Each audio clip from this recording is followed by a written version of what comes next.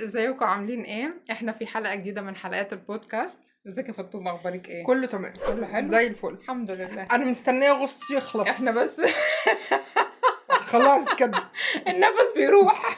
وبعدين بغلط غلطه بتاعت ان انا بفتح ابلكيشن الجو ويقول لي ايه في اوبشن تشوفي الشهر كله، وريني الشهر كله، الاقي الشهر كله 40. يعني طب انا عملت في نفسي كده طب ليه؟ انت ليه بتبشرني؟ مفيش ما يستدعي. وليه بتحبطني كمان بتقول لي اوبشن الشهر كله؟ اللي هو انا عندي احتمال ان الجو يتحسن. بالظبط. لا، وفي مره بتيجي تقولي لي ايه، بيجي يقول لك ايه، في تحسن باين، وبعدين بعدها بساعه تفتحي تشوفي التحسن ده، يقول لك ايه، لا ما هي كانت كانت 39 بقت 36. ايوه. فرحت بيك. هو ده التحسن. افتحي شوفي التحسن. فاللي هو يعني ايه الواحد بيحن للايام ما قبل التكنولوجيا، لان احنا بنصحى الصبح نتعامل مع الجو الموجود. يعني حر موجود، احنا حر وظروفنا. برد موجود، برد هنتعامل معاه. انما الاكستندد ان انا اشوف الشهر كله بتاعت ان انا اتنكد ليه على الشهر كله. يعني افضل يعني خلاص انا كده عامل حسابي ان انا الشهر كله حر، بتنكد بقى. ما عنديش بقى بريقة الامل بتاعت ان انا احتمال الجو يتحسن ولا حاجه. لا يمكن بكره يتحسن. لا انا عندي اوريدي المعلومه مسبقه. بالظبط الشهر كله 40. ايوه ميرسي جدا، شكرا. بس ايوه، فقولوا لنا انتوا عاملين ايه في الجو الحر ده واخباركم ايه؟ بالظبط. وعايزين نفكر كل الناس ان احنا عندنا تحدي ل1000 سبسكرايبر قبل اخر السنه. فالجو الحر ده انت يعني فاضي، مفيش وراك حاجه تعملها، تعال اعمل سبسكرايب واقعد معانا. اعمل سبسكرايب كل اسبوع موجودين بنحكي حاجات، بنرغي. الاسبوع اللي فات حكينا ورغينا كتير والموضوع خرج من ايدينا. الثانويه العامه والامتحانات وتحديد المسار والحاجات دي كلها، وكان موضوع لو اللي ما شفتهاش ارجع شوفها. الموضوع كان كبير. بالظبط. واللي ما شافش حلقه بتاعت امبارح بتاعت الايس كريم، كان فيها اخبار فظيعه بتاعت الايس كريم امبارح. يعني انتوا فايتكم حاجات كتير. فلو سمحتوا كده هو اقعدوا معانا اعملوا سبسكرايب عشان تشوفوا كل الحلقات. بالظبط. قولي لنا عندنا ايه النهارده. يلا النهارده عندنا مواقف، هنتكلم هنشوف ايه المواقف بعد الناس بعتها لنا. ولو اي حد عنده مواقف غريبه او مضحكه او كده ابعتها لنا عشان نقولها مع بعض. بالظبط. يلا بينا نشوف المواقف بيقول لنا ايه. الدكتور ابو نجد. ماشي، اخواننا العرب يعني، ده شكله كده مش اسم مش مصري عندنا. طيب، واحد من اخواي هي اللغة تمام عارفة. اخواتي خلاص يعني. واحد من اخواي مسمي ولده على اسمي. اوكي، على اسم عمه. ماشي. وكل ما يسوي شيء غلط قال له شوف سميك اللي هو انا ما يسوي كذا، ثم يدقوا عليا يتأكدون مني ويقولوا له خليك مثل سميك. اوكي، اتصل بيك اقول لك على مش انت ما بتعملش كده. يقول له انت ما بتعملش كده، شوف اللي على اسمك ما بيعملش كده. ايوه اوكي. فبيتصلوا بيه يسالوه انت اللي على اسمه انت بتعمل الحاجه الغلط دي، فيقول له لا، فيقول له شوف اللي على اسمك ما بيعملش كده. اوكي ماشي، فهمناك. لذلك انا مجبور اصير مثالي علشان ولده يقتدي فيني. انت مجبر خطة في منتهى الذكاء. خطة في منتهى الذكاء فعلا. ما في سبب انه مسمي ولده على اسمي الا علشان يربينا احنا الاتنين، اتوقع. يعني ربنا ولا ربيك؟ انتوا الاتنين. انا مش طايقكم انتوا الاتنين. بالظبط، بيربي ابنه واخوه. لا جامدة دي، حلوة. طيب الموقف اللي بعد كده، مريم بتقول لنا ابني بعد ما وقع طبق المكرونة اللي هنتغدى بيه على الأرض قال لنفسه فداك يا ايه. فداك يا يوسف. لسه ما فيش سنتين، ما فيش سين. يوسف. فداك يا يوسف ولا يهمك.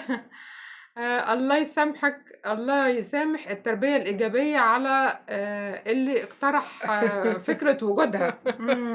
التربية الإيجابية قلب طبق المكرونة وبعدين قال لك فداك يا يوسف، مش مشكلة يا مش حبيبي، مشكلة ولا يعني يهمك تضايق يا بابا. المكرونة غدا ده في يعني بيقول لك ايه، انا عايزه ربع ثقته بنفسه. بالظبط. يعني ثقتك بنفسك اديني الثقه بالنفس اللي انت فيها دي شوية من اللي عندك. حبة. فاطمه بترد عليها بتقول لها سيف برضو ابن اختي بقى، سيف ابن اختي بقى بعد ما حطينا الاكل وخلاص هناكل وقع على الترابيزه بالاكل كله، وقع على الترابيزه بالاكل كله، وبعد ما قام قال ما تخافوش انا كويس، انا كويس. ما تخافوش انا كويس. المهم انت حبيبي، مش مهم الاطباق، مش مهم الاكل، انا عايزه اعرف بقى، مش مهم يعني انا محتاجه اقول لهم هما الاثنين حاجه مهمه. ايوه غير ترابيزات. ايوه بالظبط. ايه العيال اللي بتقع بالترابيزات دي؟ احتمال المشكله في الترابيزه. طيب مشكله في الترابيزه.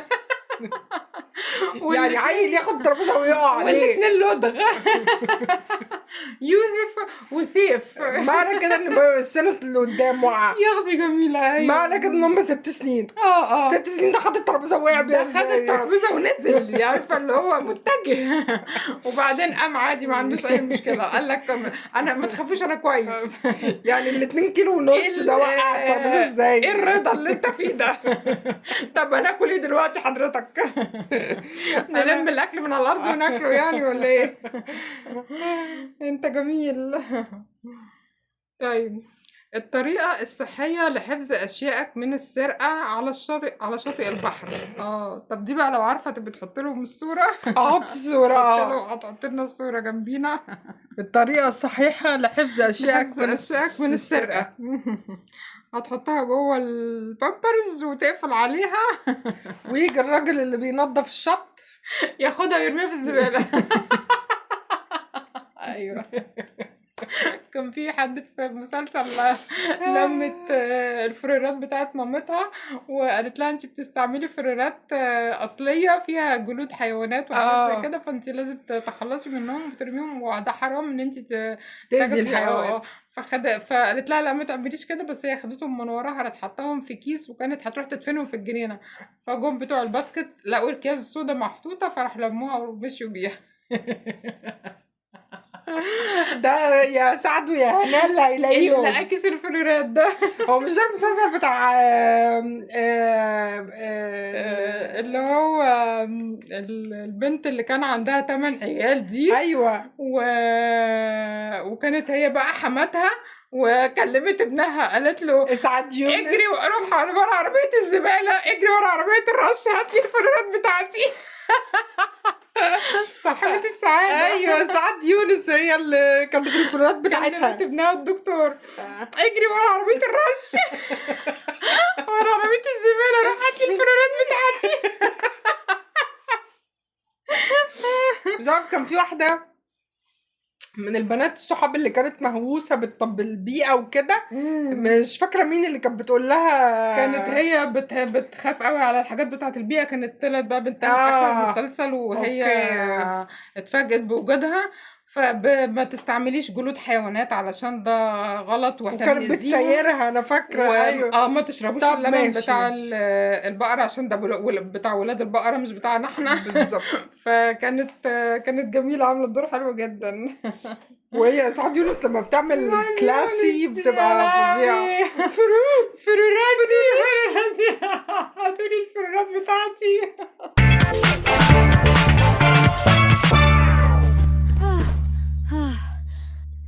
عنده موقف في السوبر ماركت، فبيقول لنا انا وانا في السوبر ماركت في بيروت لقيت واحد من العمال بيحاول يتكلم لبناني، هو كان في بيروت فواحد بيحاول يتكلم لبناني زي اللي انا كنت بحاول اتكلمه. اوكي انا بفشل وسط اصحابي في بيروت، يعني اللبناني بتاعك وحش، اوكي خلينا نبقى صراحة مع بعض، يعني ما بتتكلم عربي. تحاولوش ما تحاولوش بتتكلم عربي. اتكلم عربي احسن. فقلت له منين من مصر بقى؟ بان عليه على اما طول. بالظبط، باين ان احنا الاثنين بان، موزعين. ايوه. قال لي من المحله، قلت له احلى مسا عليك من السويس.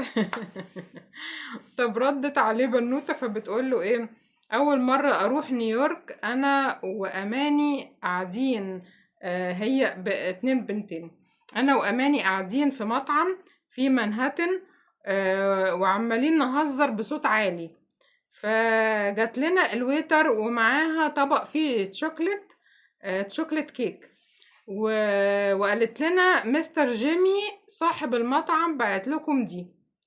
قلت لها معلش شاوريلي كده عليه. طبعا اماني قامت مشاوراله وقايلاله بعلو صوتها: صباح الفل يا عم جمال. الراجل طلع من الشرقيه. قالت لها مستر جيمي، مستر جيمي. صباح الفل يا عم جمال. بالظبط، يعني نرجع كل حاجه لاصلها. نرجعها لاصلها. تمام، انما الجيمي ده هناك في مناطق، يعني ده منهاتن بقى مش هنا. بقى مستر جيمي، بس عندنا احنا صباح الفل يا عم جمال. الموضوع خرج من ايدينا. ده من نيويورك البلد ولا نيويورك المحطة ولا ايه؟ بيقول لنا ايه: انا بحترم الناس، مريم بتقول انا بحترم الناس اللي بتفطر الساعة 6 الصبح وبتتغدى الساعة 1 الظهر وتتعشى الساعة 7 بالليل. في جدول واضح انها بتحب قوي اللي عايز يفطر 6 الصبح ما يطيل يفطر، يعني 6 الصبح. هو بيصحى امتى عشان يفطر الصبح 6 الصبح؟ موضوع صعب جدا يعني. انت احترميه براحتك، مالناش دعوه. انت براحتك، انت تمام، انت ما دام انت شايفه ده كده مظبوط ده حلو بالنسبه لك. احترميه بره من شئنا، ما تنسوش الثقافه دي. صعب ده عندنا جدا. كنا بنعمل الكلام ده زمان لما كنا بنصحى 6:30 الباص بدري للمدرسة. بس خلاص كده انتهى. بنصحى نفطر الساعة 7، نتغدى الساعة 3، نرجع من المدرسة نتعشى.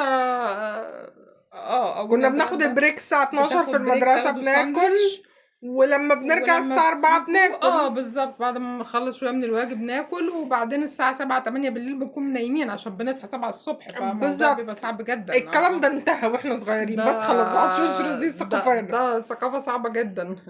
بتقولك حاجة أوروبي وشيك خالص في البلد اللي بتفطر الساعة 2 الظهر بعلبة شوكولاتة، بعلبة كشري، علبة كشري. طب انت بتتنمري علينا ليه؟ نفطر علبة كشري براحتنا، يعني ايه اللي ليه مش عاجبك ليه يعني؟ ده عنصرية دي، اعتبر ده تنمر. بالظبط، اعتبره ايه بالظبط؟ وبعدين سما بترد عليها بتقول لها ايه: نفس اللي بعمله، بس انا لما بفطر الساعة 6 بفطر الساعة 11 تاني. ما بالظبط. ففي الساعة 11 في سناك كده بنسميه فطار برضو، نقعد ونتلم ونتجمع ونجيب الفطار ونفطر مع بعض. لان اللي صحي 6 الصبح دون اكيد يا اما يا بيصحى يشتغل، يا في شغل بقى وبتاع وبسكوت وحاجات كده لا انا اقصد بيبقى وراه حاجات، عنده شغل. يا اما نزل، بتبقى اصلا من 7 مثلا ل 11 12 دول كان شغال، فمنطقي ان هو يكون جعان، يا اما حد قاعد شغال. تمام. وانا فعلا ده بيحصل معايا، انا لما بصحى 7 الصبح وبفطر باجي الساعه 1 جعان. بالظبط، وده منطقي ان انا قاعده شغاله بعمل مجهود او كده، مجهود ذهني مجهود بدني. تمام. وعدى فتره كويسه 4 5 ساعات اكيد جعت. فبالظبط تمام ابقى جاهز. فانما من 6 ل1 لا ده اوفر، ده كتير. 7 ساعات ده شفت بالظبط. من 6 ل1 مش هاكل. بتقول لها انا بقى لما انا بعمل كده، بس لما بفطر 6 بفطر 11 تاني. بالظبط. ولما بتغدى 1 بتغدى 4 تاني العصر. بالظبط. ولما اتعشى 7 بتعشى 11 تاني. لا انت كده عامله تعملي ازمه في البيت. كده يطردوكي بره. يعني كده انت عايزه ميزانيه لوحدك. بالظبط. 6 مرات بناكل في اليوم، ده كتير جدا. طيب الموقف اللي بعد كده بيقول لنا ايه؟ ده بيقول انا ايه موقف حصل لي في فرح. ابن خالي خطب بنت وعزمها على بيت اهله على الغدا، وطلب مننا نكون موجودين احنا كبنات عمه، بنات عمته، بنات عماته، ماشي، وبنات خالته كمان. تمام، وافقنا وقلنا له طيب تمام اهلا وسهلا وعايزين نتعرف عليها، ماشي. فابن خالي قال عاوزكوا تطلعوا زي الامارات وخدوا فلوس، روحوا اتمكيجوا ورتبوا نفسكوا. واحنا طبعا فرحنا وعملنا اللي قال لنا عليه. البنت جت فنادى علينا ودخلنا سلمنا وقعدنا. قام قال لها شايفة كل دول انا سبتهم كلهم واخترتك انتي. دي عنطزة، اعتبر ده عنطزة يعني ولا ايه بالظبط؟ ايش يعني هذا؟ مش عارف. شايفة كل دول ايش هذا؟ انا سبت كل دول بنات عماتي وبنات خالاتي الامارات والهالوين والمش عارف، وقال لهم المكياج وتظبطوا. على فكرة بيعمل شغل، احنا اللي مش عايزينه. الولد ده بيعمل شغل. بصي. يعني اوكي، هي ممكن نعتبرها انها ايه، ان انت بترمي السبت او كده بتقدم ده مفيش، السبت. ده هي يعني هو هتسيبه بيقول لها وتسيبه. انا سبت كل دول عشانك واخترتك انت، يعني انت احلى بقى منهم او حاجه زي كده. هو يعني الوزير فاهمة؟ يا خي. مش فاهمه. مين انت؟ انت مين انت عشان تسيب كل رئيس دول؟ الجمهورية حضرتك. لا وبعدين أملة. انت قذف جبهة بنات عمته وخالاته، يعني انا سبت كل الامارات دول عشان اختارك انت. ده هيقوموا كلهم يسيبوه ويمشوا. دول كلهم اتكسفوا حضرتك. انت اوفر. يعني بنهزر وبنضحك اوكي، بس ما نعملش نمر على قفا حد بس تاني. بلاش نستغل الناس التانيين. بالظبط، عايز تعمل نمرة اعمل نمرة بتاعتك انت، انما ما يعني نعملش نمرة شغلك انت ومجهودك، بلاش ناخد على قفا حد تاني. بالظبط. ماشي. وزير الجمهورية حضرتك. انا سبت كل دول واخترتك انتي. ماشي. واحد تاني حد تاني بعت لنا بيقول ايه ده، حصل لي موقف مع طفل. فابن اختي كان قاعد جنبي على السلم في الشارع وكان في عصافير في الشارع. اوكي، انت وابن اختك كنتوا قاعدين على السلم في الشارع وكان في عصافير. ومرة واحدة لقيته بيقلع الشبشب وماسك طوبة. يا نهار ابيض، ما بنعملش كده يا ابني، ما بنعملش كده. وبيجري ورا العصفورة. فبقول له بتعمل ايه؟ قال لي سيبني اموت العصفورة بنت الجزمة اللي قالت لامي اني بوست البنت نرمين في الحضانة. العصفورة اللي فتنت عليك. ماما خلي بالك عشان هيروح يصطاد العصافير. لا هو مش عاوز. ماما قالت له العصفورة جت قالت عليك. فاحنا من موقعنا هذا، من موقعنا هذا بنقول له ماما خلي بالك يا ماما، لحسن الولاد حرفيا بيروحوا يصطادوا العصافير اللي بتروح تقول عليهم. هيجيب لك العصافير يخش عليكي والعصافير اللي جابهم. أيوة. يعني هيموت العصفورة اللي بتروح تفتن عليك بجد. فماما خلي بالك تيك كير. يعني نقي العصفورة بقى، يعني حددي مين علشان سيبي الموضوع في المطلق يروح يصطاد العصفورة. الموضوع هيكبر. طيب ده كان آخر موقف معانا. عايزين نقول لهم بقى ما تنسوش تعملوا لنا اللايك والسبسكرايب وتفعلوا زر الجرس عشان تشوفوا كل الحلقات اللي معانا. وما تنسوش التحدي ال1000 سبسكرايبر، ونشوفكم الأسبوع الجاي. باي باي.